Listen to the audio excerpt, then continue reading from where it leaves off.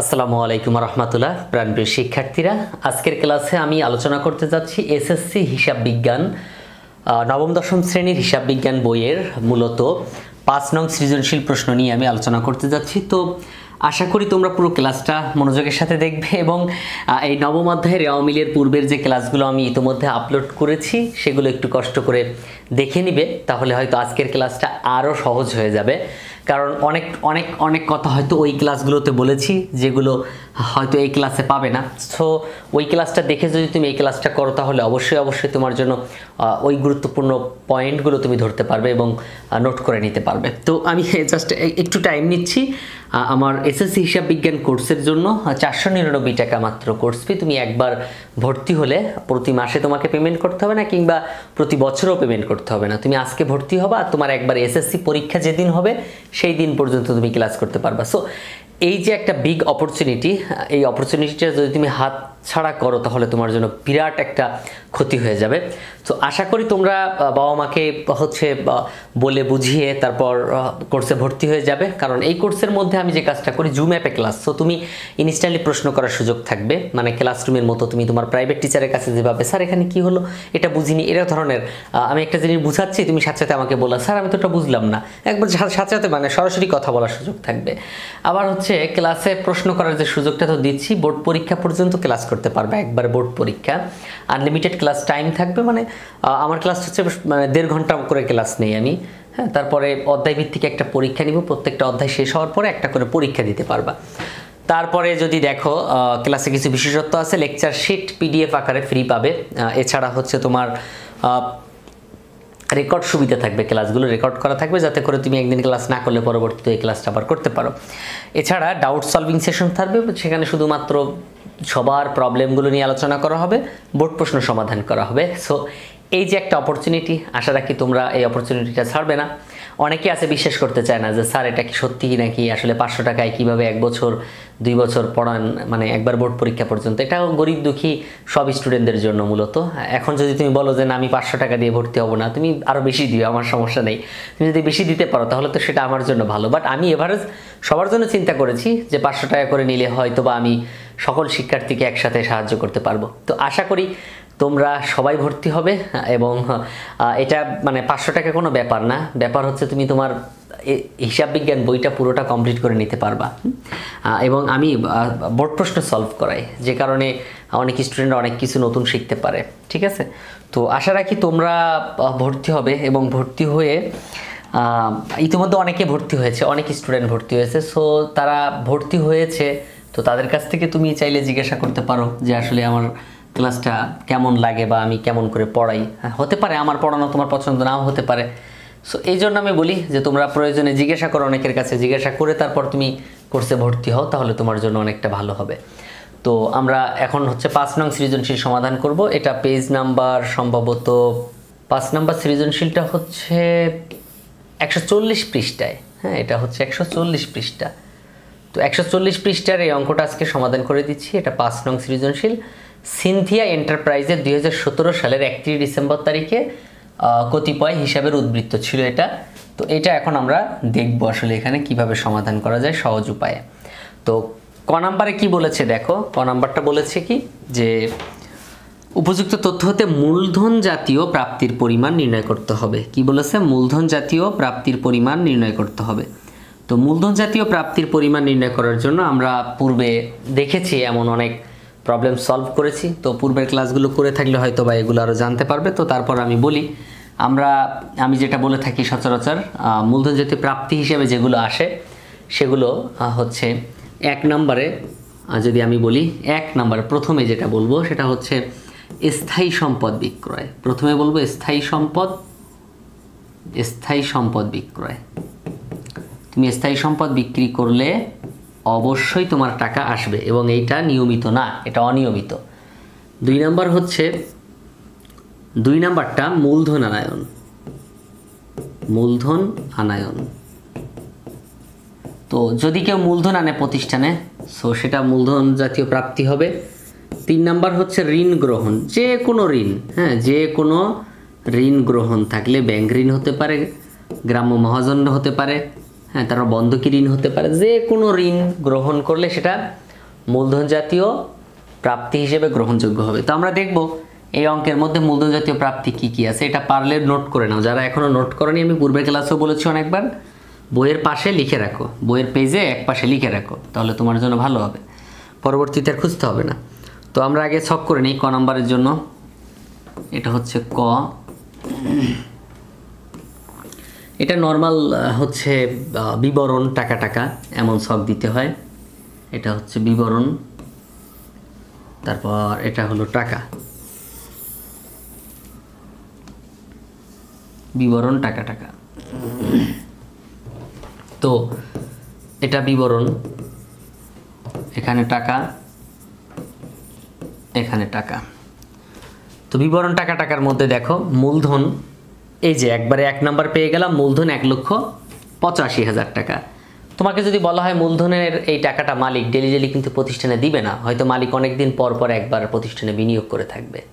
So এটাকে তুমি কি বলতে পারো, মূলধন জাতীয় প্রাপ্তি বলতে পারো। প্রতিষ্ঠানের সংকটাপন্ন অবস্থায় মালিক বিনিয়োগ করে থাকে। তো এই জন্য আমি বলি যে এটা হচ্ছে মূলধন জাতীয় কি, মূলধন জাতীয় প্রাপ্তি 1,85,000 টাকা। তাহলে এখানে মূলধন 1,85,000 টাকা।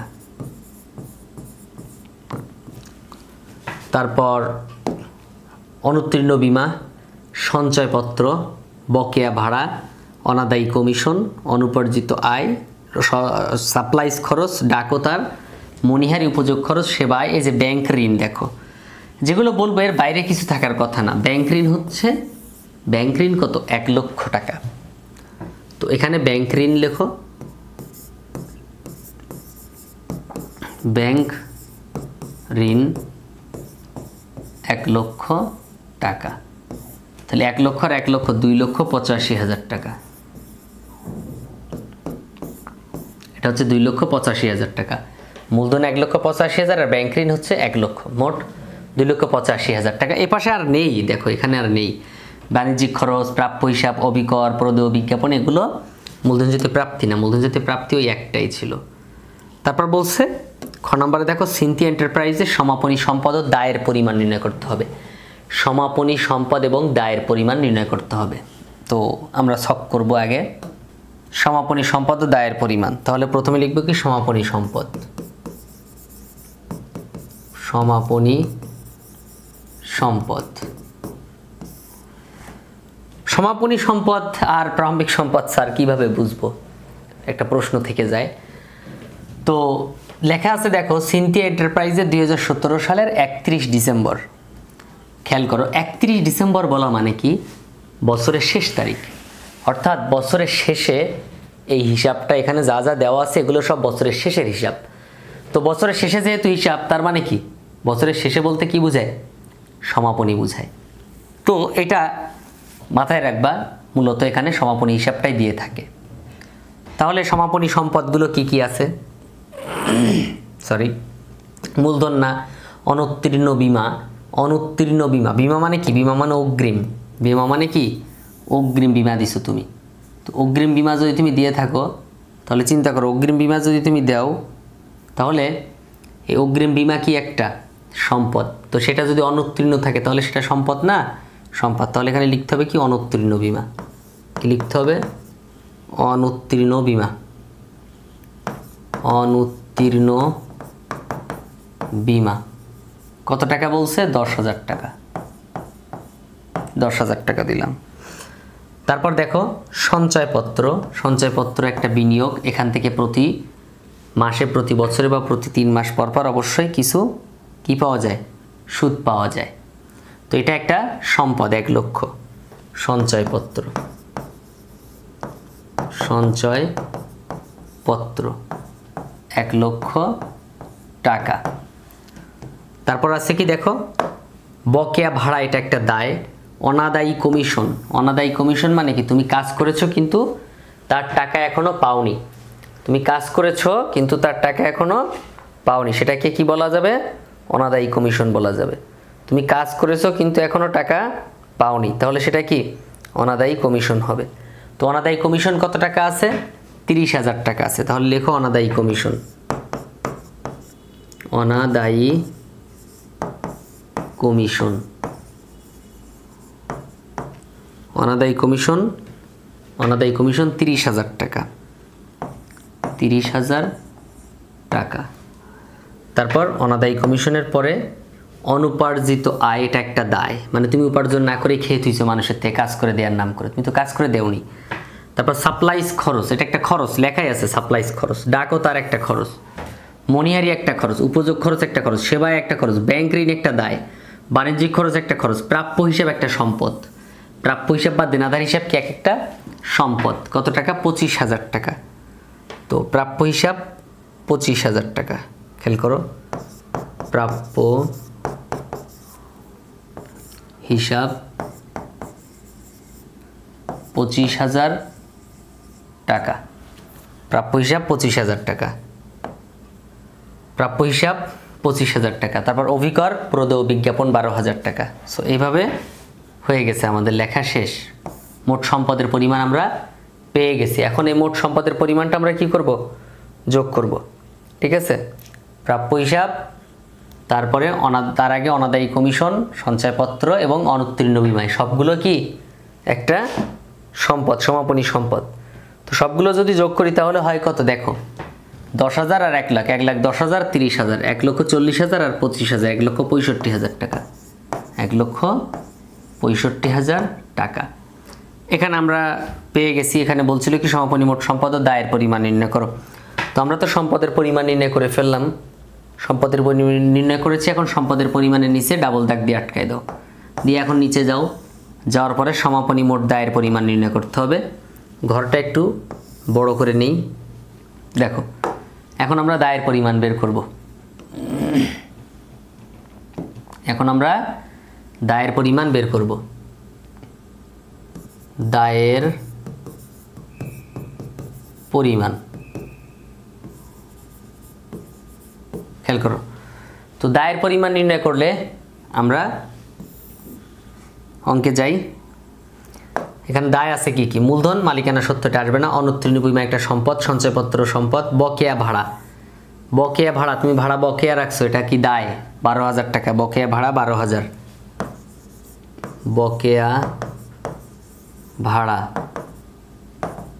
12,000 টাকা, বকেয়া ভাড়া 12,000 টাকা। অনাদায়ী কমিশন সম্পদ, অনুপার্জিত আয়, তুমি কাজ না করে টাকা নিয়ে থুইছো, তো সেটা তো অবশ্যই অনুপার্জিত হবে, 8,000 টাকা। অনুপার্জিত আয়, অনুপার্জিত আয় 8,000 টাকা, অনুপার্জিত আয় 8,000 টাকা। সাপ্লাইজ খরচ, এটা একটা খরচ, ডাকও তার একটা খরচ, মনিহার একটা খরচ, উপযোগ খরচ একটা খরচ, সেবায় একটা খরচ, বন্ধকি ঋণ, ব্যাংক ঋণ, ব্যাংক ঋণ। হ্যাঁ দেখো, ব্যাংক ঋণ কত টাকা একটু খেয়াল করো, দুঃখিত, ব্যাংক ঋণ হচ্ছে 1 লক্ষ টাকা। তো ব্যাংক ঋণ লেখো এখানে, ব্যাংক ঋণ। এখানে কিন্তু দীর্ঘমেয়াদী স্বল্পমেয়াদী কিছু বলে নাই, তো এই জন্য আমরা সবই দিচ্ছি, যদি বলতো তাহলে দিতাম আলাদা আলাদা। ব্যাংক ঋণ কত টাকা? 1 লক্ষ টাকা, 1 লক্ষ টাকা। এই যে ব্যাংক ঋণ 1 লক্ষ। বাণিজ্যিক খরচ, প্রাপ্য হিসাব, অভিকর, প্রদেয় বিজ্ঞাপন। এই যে প্রদেয় বিজ্ঞাপন একটা কি? 12,000 টাকা, এটা একটা দায়, প্রদেয় বিজ্ঞাপন, প্রদেয় বিজ্ঞাপন। তো প্রদেয় বিজ্ঞাপন 12,000 টাকা, 12,000 টাকা। তাহলে আমরা কি কি পেলাম? বকেয়া ভাড়া পেলাম 12,000 টাকা, অনুপার্জিত আয় পেলাম 8,000 টাকা, তারপরে ব্যাংক ঋণ পেলাম 1 লক্ষ টাকা, তারপরে প্রদেয় বিজ্ঞাপন পেলাম 12,000 টাকা। তাহলে সবগুলো যোগ করো, 12 আর 8 20,000, 1,20,000 আর 12 1,32,000 টাকা, 1,32,000 টাকা। এই হচ্ছে দায় এবং এই হচ্ছে সম্পদ। এগুলো সব মূলত সমাপনী, যত যাই বলে এগুলো কি সব সমাপনী, বছর শেষে বা নির্দিষ্ট মেয়াদ পরে বের হয়। হ্যাঁ, এই হিসাবগুলো। এখন আমরা যাব গ নাম্বারে। তো গ নাম্বারে কি বলেছে যে উপযুক্ত রেওয়া মিল, মানে সঠিকভাবে রেওয়া মিল প্রস্তুত, উল্লিখিত তথ্য দ্বারা একটি রেওয়া মিল প্রস্তুত করতে হবে। তো আমরা রেওয়া মিলের ছকটা করি আগে, তারপর কাজ করব। তো ছকের কাজ কিন্তু আমার হয়ে গেছে। হ্যাঁ, এখন আমি আর কি আমার মেন কাজে যাব। অর্থাৎ তথ্যগুলো ডেবিটেরটা ডেবিট পাশে টাকা লিখবো, ক্রেডিটটা ক্রেডিট পাশে লিখবো, আর সবগুলো শিরোনাম একটা ঘরে লিখবো। তো আমি যদি দেখি প্রথমেই যেটা আছে সেটা হচ্ছে মূলধন 1,85,000 টাকা, মূলধন মালিকানা সত্ত্ব ক্রেডিট পাশে যায়। তো আমরা এখানে লিখবো মূলধন 1,85,000 টাকা ক্রেডিট পাশে যাবে। 1,85,000 টাকা মূলধন, 1,85,000 ক্রেডিট পাশে যাবে। অনুত্তীর্ণ বিমা একটা সম্পদ 10,000 টাকা, এটা একটা সম্পদ, ডেবিট পাশে যাবে। অনুত্তীর্ণ বিমা, অনুত্তীর্ণ বিমা খেয়াল করো, এই যে 10,000 টাকা, এই যে অনুত্তীর্ণ বিমা 10,000, এটা সম্পদ পাশে যাবে, ডেবিট পাশে। খেয়াল করে বোঝার ট্রাই করো, বুঝতে পারলে কিন্তু এরকম আরও হাজার হাজার অঙ্ক তুমি সমাধান করতে পারবে। 3 তারিখে 3 নাম্বারটা, সঞ্চয়পত্র একটা সম্পদ 1 লক্ষ টাকা, এটা ডেবিট। সঞ্চয়পত্র 1 লক্ষ টাকা, এটা ডেবিট হবে। 4 নাম্বার কি আছে, বকেয়া ভাড়া 12,000 টাকা, এটা দায়, ক্রেডিট পাশে যাবে। বকেয়া ভাড়া একটা দায়, ক্রেডিট পাশে যাবে। বকেয়া ভাড়া, সো বকেয়া ভাড়া 12,000 টাকা ক্রেডিট পাশে যাবে। ওকে, বকেয়া ভাড়া দায় ক্রেডিট পাশে দিলাম 12,000 টাকা। তারপর অনাদায়ী কমিশন একটা সম্পদ 30,000 টাকা, ডেবিট পাশে যাবে। অনাদায়ী কমিশন, অনাদায়ী কমিশন, অনাদায়ী কমিশন 30,000 টাকা, ডেবিট পাশে যাবে, এটা একটা সম্পদ।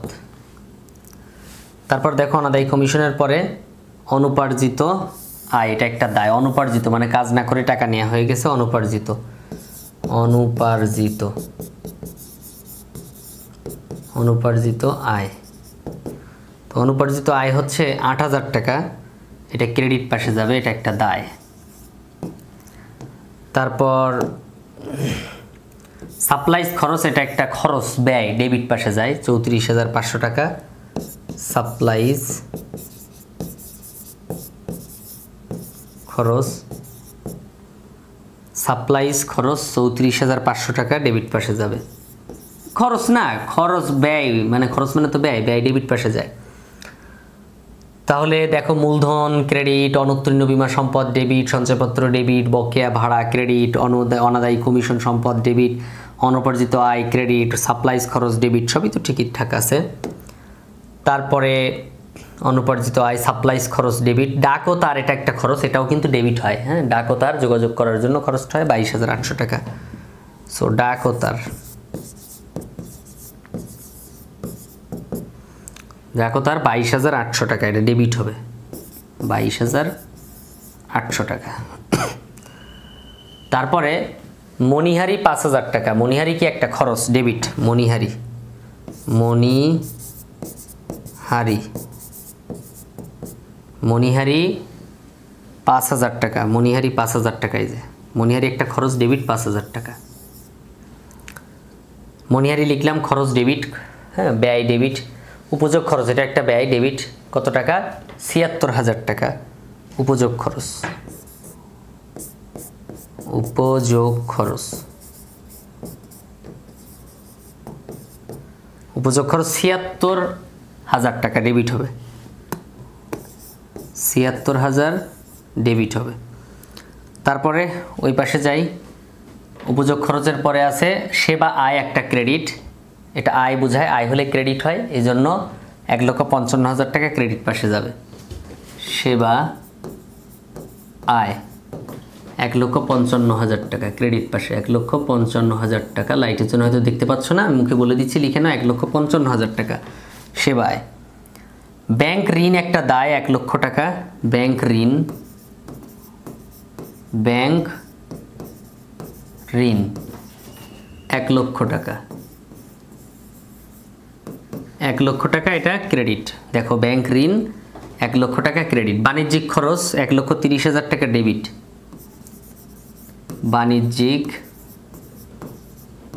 খরচ 1,30,000 টাকা, যে বাণিজ্যিক খরচ 1,30,000 টাকা, বাণিজ্যিক খরচ 1,30,000 টাকা ডেবিট, 1,30,000 টাকা ডেবিট। সেবায় ব্যাংক ঋণ বাণিজ্যিক খরচ 1,30,000 টাকা। তারপর প্রাপ্য হিসাব সম্পদ ডেবিট। প্রাপ্য হিসাব মানে তুমি কারো কাছে টাকা পাও, সেটা অনেকের কাছে হয়তো টাকা পাও, সেই টাকাটা একসাথে করে এটা ডেবিট, ভবিষ্যতে তুমি তার থেকে সুবিধা পাবা। কত? 25,000 টাকা প্রাপ্য হিসাব। প্রাপ্য হিসাব ডেবিট 25,000 টাকা। তারপর অভিকর, এটাও ডেবিট খরচ। অভিকর কত আছে? অভিকর হচ্ছে 38,700 টাকা ডেবিট, এটা 38,700 টাকা। প্রদেয় বিজ্ঞাপন একটা দায়। তুমি বিজ্ঞাপন খরচ হয়েছে সেটা ঠিক ছিল, কিন্তু প্রদেয় বলার কারণে এটা একটা দায় হয়েছে। তো দায় কি? ভবিষ্যতে পরিশোধ করতে হবে, এটা ক্রেডিট। 12,000 টাকা প্রদেয় বিজ্ঞাপন, 12,000 টাকা প্রদেয় বিজ্ঞাপন। প্রদেয় বিজ্ঞাপন 12,000 টাকা, 12,000 টাকা প্রদেয় বিজ্ঞাপন। কত? 12,000 টাকা। হ্যাঁ, প্রদেয় মানে দায়, এই জন্য ক্রেডিট পাশে যাবে 12,000 টাকা। তো এখন আমাদের যেটা করতে হবে, এই ডেবিট পাশ এবং ক্রেডিট পাশ দুটো যোগ করতে হবে। ডেবিট এবং ক্রেডিট দুটো যোগ করতে হবে, করে ডাবল দাগ দিয়ে বন্ধ করতে হবে। তো আমরা আরেকটু দেখি, যেমন সেবা আয়। সেবা আয় কী হয়েছে? ক্রেডিট হয়েছে। সেবা আয় ক্রেডিট হয়েছে। হ্যাঁ, সেবা আয় কিন্তু ক্রেডিট হয়েছে। তারপরে দেখো সেবা আয়ের পরে কি কি আছে? সেবা আয়ের পরে আছে হচ্ছে তোমার ব্যাংক ঋণ আছে 1 লক্ষ টাকা। তো ব্যাংক ঋণ কী হবে? ব্যাংক ঋণ কিন্তু একটা দায়। বাণিজ্যিক খরচ একটা খরচ, প্রাপ্য হিসাব একটা সম্পদ, অভিকর একটা খরচ, প্রদেয় বিজ্ঞাপন একটা দায়। প্রাপ্য হিসাব, সম্পদ, অভিকর, খরচ, প্রদেয় বিজ্ঞাপন, দায় আমরা সবই পেলাম। এপাশেও দেখলাম সব কিছু।